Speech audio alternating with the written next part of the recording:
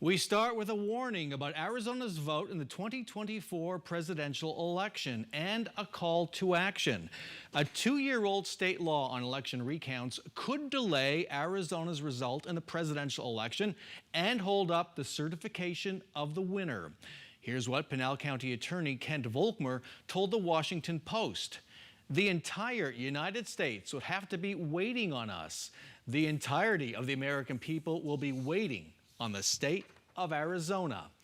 Joining us to explain the potential problem and solutions is Jennifer Marson. She's Executive Director of the Arizona Association of Counties. She's at the center of the storm. You represent Arizona's 15 counties that are going to have to deal with this because they each run our elections. That's correct. Correct? All right. Welcome to Square Off.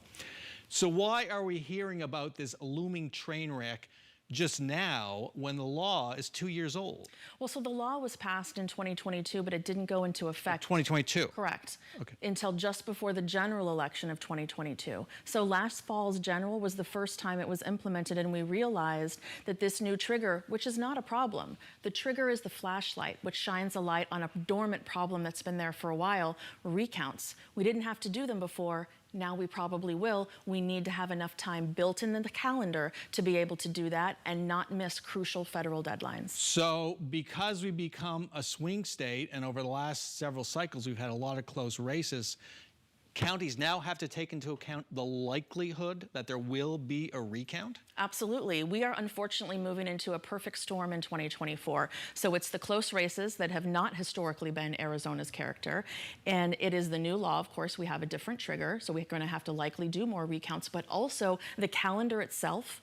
The way that the days fall on the calendar in 2024, it's the smallest number of days between the primary and the general. All of those together create a calendar problem for counties. Okay, and voters just think about the election day, the primary day, the election day. Right. But elections officials have a calendar filled with a whole bunch of dates that have to be met. It's a very intricate and complex calendar that's designed to have as much transparency and efficiency in the process. But when you put recounts into the mix, which historically have not been part of that process, we need to find some more time. How many recounts were there last year, in the first year this was in effect? So after the general, there were 3, right? So we had the Attorney General, the Superintendent of Public Instruction, and one of the legislative races. Okay, so here's the question people might have. What would have happened in 2020 if this law had been in effect? Oh, we would have had to recount the presidential race. Exactly. Joe Biden defeated Donald Trump in Arizona by just 0.3%. The new law requires a recount if the winning margin is less than half a percentage point. So that would have easily made it into recount territory. And a thought experiment, can you imagine a recount in all 15 counties in that election? And we want to make sure we have enough calendar days to do that if it happens in an election moving forward. But I do want to be clear, the new trigger, not the problem. Recounts are a good idea. They are a valuable tool, and counties are prepared to do them. We just need some help condensing the calendar so we have enough days to do it. And again, what is at stake if the counties can't meet the deadlines on the calendar? So there's 2 crucial deadlines that Arizona is at risk of potentially violating. One is post-primary, making sure that our military and overseas voters get their ballots in time for the general. And one is post-general, to make sure that Arizona's presidential electors are certified by a federal deadline to cast Arizona's votes for president. And you were telling me that this has been compressed to the small, this is a really short period like never before between these key dates. So the compression from a calendar perspective is between the primary and the general. It's the shortest number of days possible on the calendar. So what are the potential solutions here? So there's actually a lot of solutions on the table right now. You could change the way we do canvassing and make both the local and the state canvass sooner. You could allow canvassing to happen electronically instead of driving those votes in or those results into the valley. You could clarify the cure period. Is it business days? Is it calendar days? If it's calendar, you gain 2 days right there, right? And so there's lots of different ways. You could move the primary, right? So, okay, hold that thought, because a lot of that's kind of inside elections baseball. It is. But change the primary date.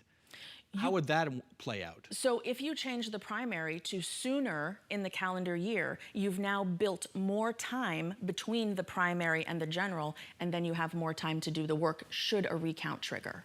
Okay, have legislative leaders been alerted? Has the governor been alerted?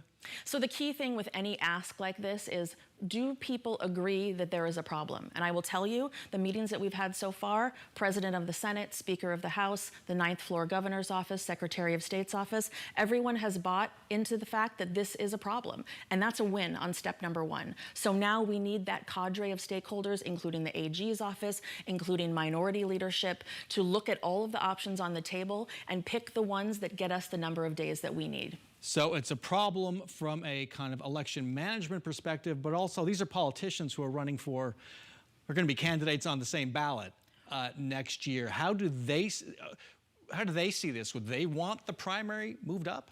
I don't know. That's why there's all kinds of options. The counties are not coming to the stakeholder group and saying, here's the solution, please bless it. We're saying we need everybody to be part of crafting a solution. And if moving the primary is a solution that's chosen, we need to make sure we're also protecting the candidates and giving them enough notice, et cetera. Lots of things they need to do differently if that day changes. Well, if the primary changes, you have to remember that will change the filing deadlines. All of that will back up. And so if we're going to do that, we have to give people enough notice that it's coming. How long can this wait? Does this need to be done in a special session before the legislature comes back in January, early in January? Because it sounds like you're going to need at least an emergency clause for this to take effect right away. Well, so the timing is dependent on the solutions that are chosen, right? So you could do it in a special session this fall, for example, and have a 90-day effective date window and be okay and not necessarily need an emergency clause. But if you do wait till January and do a concurrent special, then you need an emergency just so that it's effective immediately because the filing deadlines will be in February or March. Okay, so if the calendar doesn't change, if for some reason lawmakers don't come together on this, divide government after all, what could happen? We are in uncharted legal territory when it comes to the presidential election, right? Electors. So on the UOCAVA side for the primary, we certainly don't want to miss sending those military voters their ballots. That likely puts us under pre-clearance again, which is a challenge. But on the presidential elector side, Arizona will not be able to cast its votes for president. To my knowledge, no state in the history of our country has ever missed that deadline, and Arizona does not want to be first. We do not want to be first. No, we do not.